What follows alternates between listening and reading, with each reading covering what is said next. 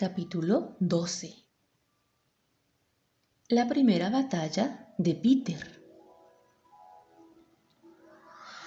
Mientras el enano y la bruja mantenían esa conversación, a kilómetros de distancia, los castores y los tres niños seguían andando en medio de lo que parecía un sueño encantador.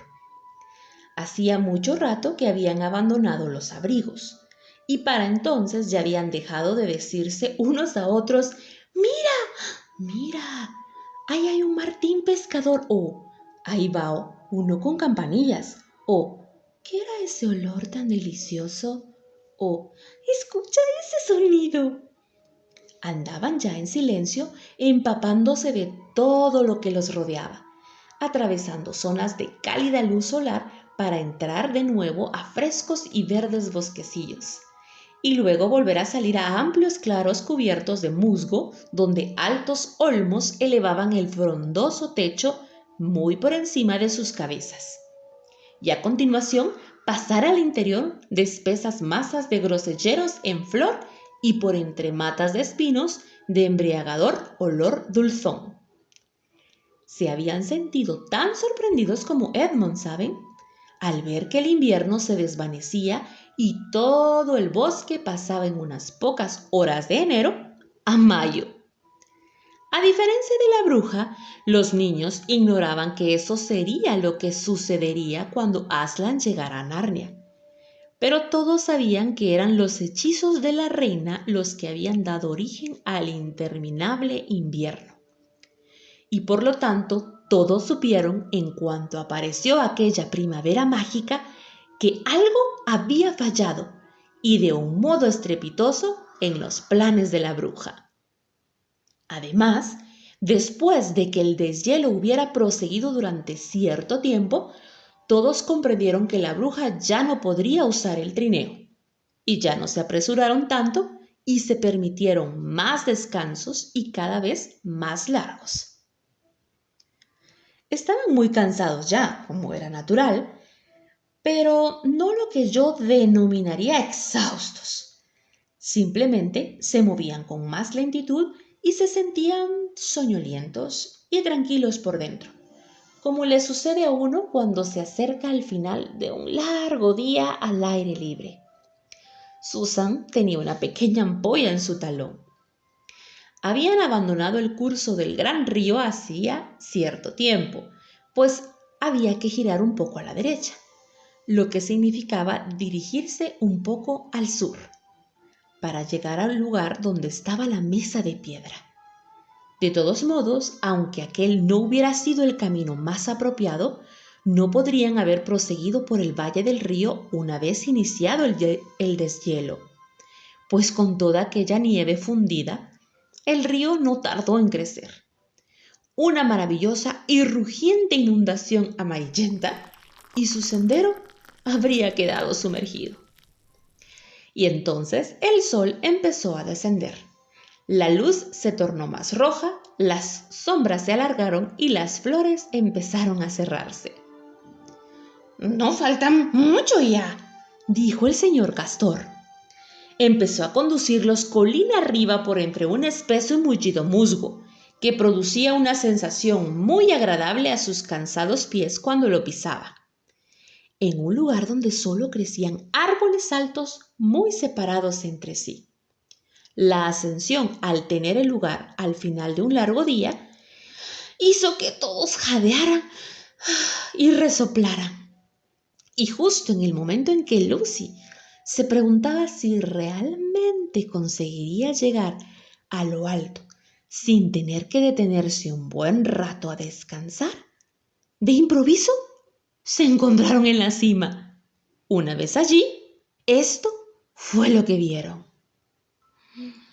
Se hallaban en un enorme y despejado espacio verde desde el que se podía contemplar cómo el bosque se extendía hasta donde alcanzaba la vista en todas direcciones, excepto delante de ellos. Allí, muy al este, había algo que centelleaba y se movía. «Caray», susurró Peter a Susan. «¡El mar!». el centro justo de aquella cima despejada se encontraba la mesa de piedra. Era una enorme y lúgubre losa de piedra gris sostenida por 4 piedras verticales. Parecía muy antigua y toda ella estaba esculpida con extrañas líneas y figuras que podían ser las letras de un idioma desconocido. Su contemplación producía una sensación extraña. Lo siguiente que vieron fue un pabellón montado a un lado del espacio abierto. Era un pabellón estupendo, en especial entonces con la luz del sol que se ponía cayendo sobre él. Ese pabellón tenía unos laterales que parecían de sede amarilla, cuerdas carmesí y estacas de marfil. En lo alto, sujeto a un asta, un estandarte que lucía un león de color rojo rampante, ondeando en la brisa que les azotaba el rostro desde el lejano mar.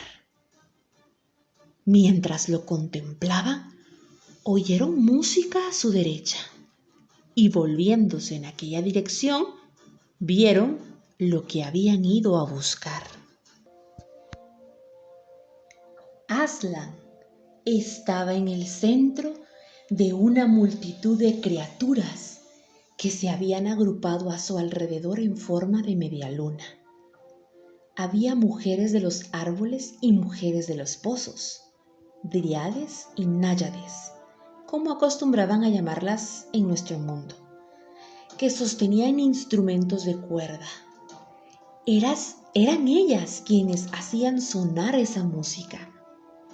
Había 4 grandes centauros cuya parte de caballo era igual que la de los enormes caballos de granja inglés, y su parte humana se parecía al torso de unos gigantes severos, pero apuestos. También estaban presentes un unicornio, un toro con cabeza humana, un pelícano, un águila y un perro enorme. Y junto a Aslan se encontraban 2 leopardos, uno de los cuales sostenía su corona y el otro su estandarte. Pero en lo referente al propio Aslan, ni los castores ni los niños supieron qué hacer o decir cuando lo vieron. La gente que no ha estado en Narnia a veces piensa que una cosa no puede ser buena y terrible al mismo tiempo. Pero si los niños compartían esa opinión, dejaron de hacerlo inmediatamente en aquel momento, pues cuando intentaron mirar el rostro de Aslan, solo vislumbraron la dorada melena y los enormes, regios, solemnes y sobrecogedores ojos. Y a continuación descubrieron que no podían mirarlo sin dejar de temblar. Adelante, adelante, susurró el señor Castor como pudo, intentando sonar valiente. No, dijo Peter. Ustedes primero. No, los hijos de Adán antes que los animales, volvió a decir el señor Castor. Susan, murmuró Peter, ¿por qué no tú? Las damas primero. No, tú eres el mayor, contestó ella, también en un susurro. Como era natural, cuanto más tiempo seguían con aquello, más incómodos se sentían. Entonces, finalmente, Peter comprendió que le correspondía hacerlo a él. Así que desenvainó la espada y la alzó en un gesto de saludo mientras se apresuraba a indicar a los otros. Vamos, tranquilícense. Avancemos. Luego avanzó hacia el león y dijo: Hemos venido, Aslan.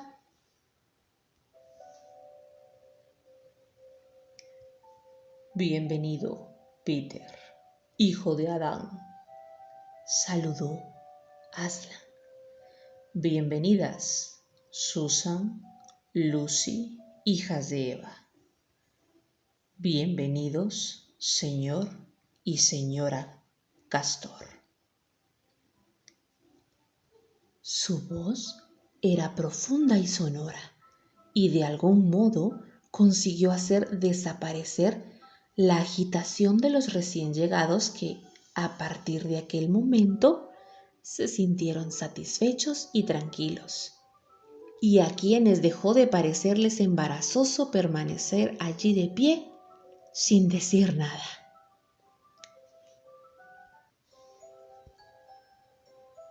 Pero, ¿dónde está el cuarto?, preguntó Leo.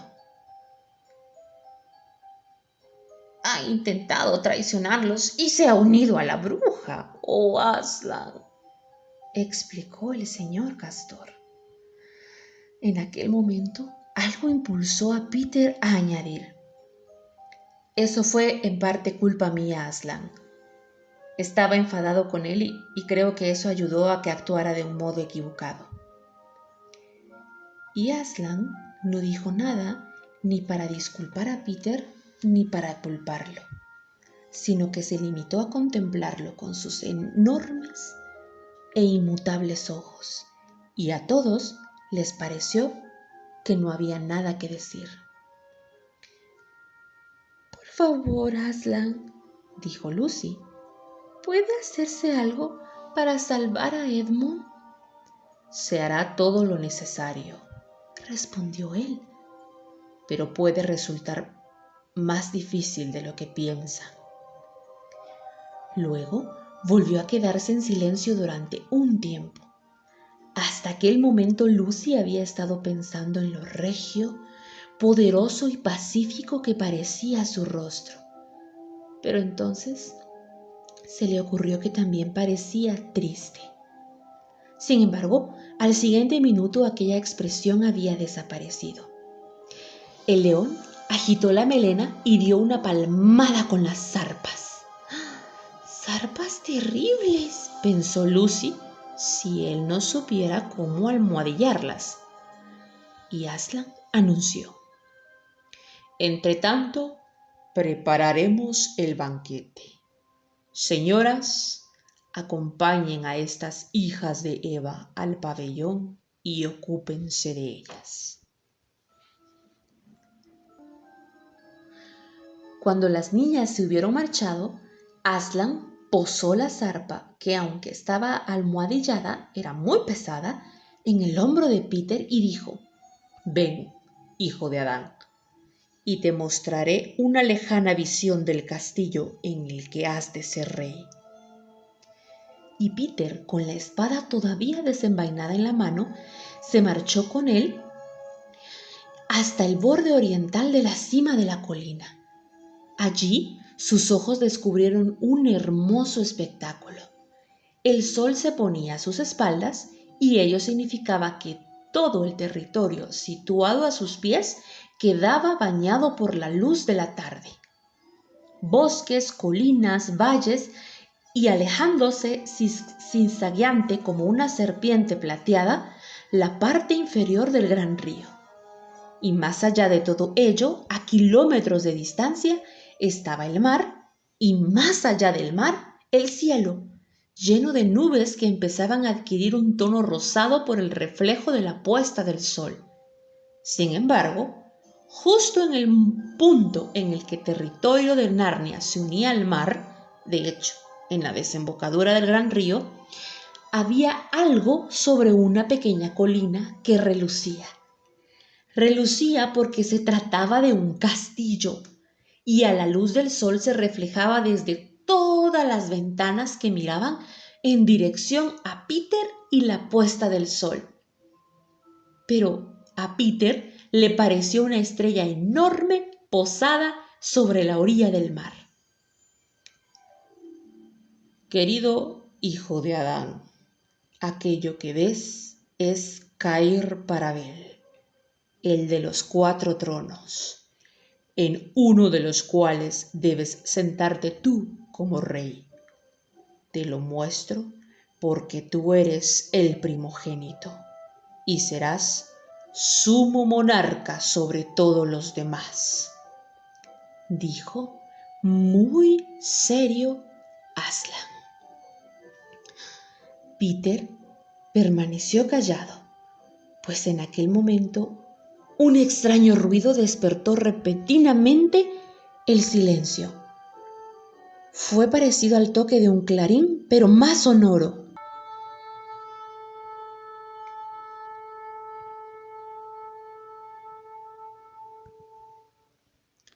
Es el cuerno de tu hermana, dijo Aslan. Es el cuerno de Susan, dijo casi en un susurro Aslan.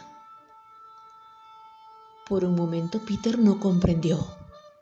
Luego, al ver que todas las otras criaturas se lanzaban al frente y oír que Aslan decían con un movimiento de su zarpa: ¡Atrás! Dejen que el príncipe dé pruebas de sus aptitudes. Peter comprendió y salió corriendo tan deprisa como pudo en dirección al pabellón, desde donde escuchaba ese sonido. Una vez allí, contempló un espectáculo horrible. Las náyades y dríades se dispersaban en todas direcciones y Lucy corría hacia él a toda velocidad que le permitían sus cortitas piernas, con el rostro blanco como el papel.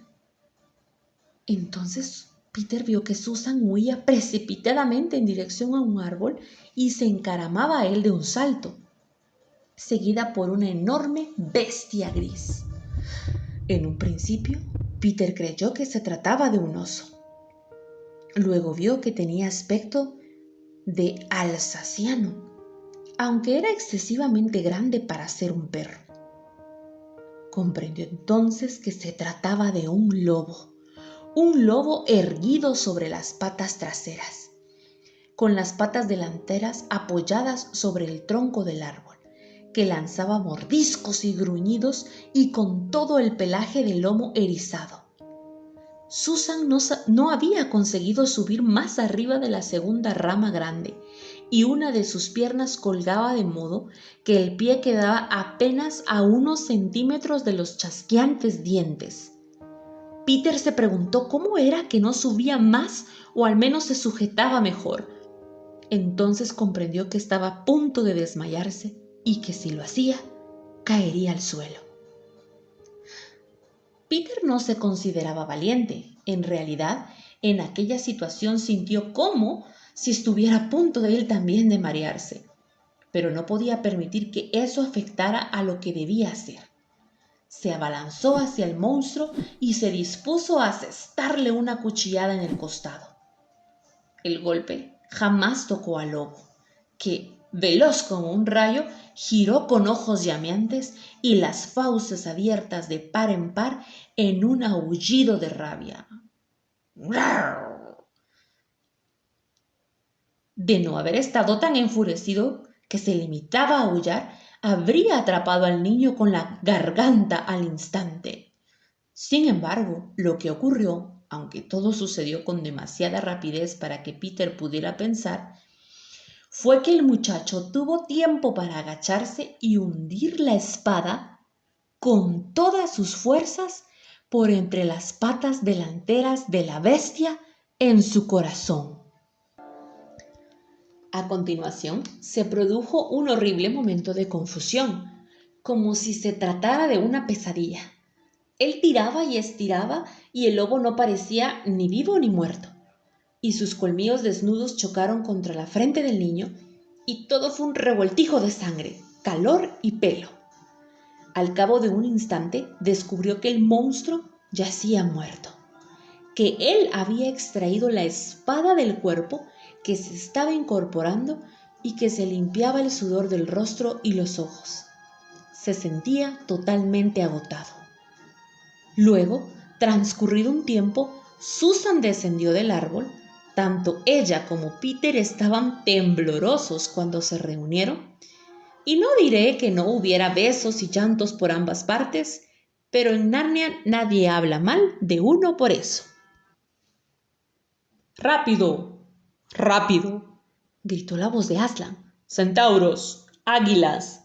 Ve otro lobo en los matorrales. Ahí, detrás de ustedes. Acaba de salir huyendo. Tras él, todos, porque irá a ver a su señora. Esa es nuestra oportunidad de encontrar a la bruja y rescatar al cuarto hijo de Adán.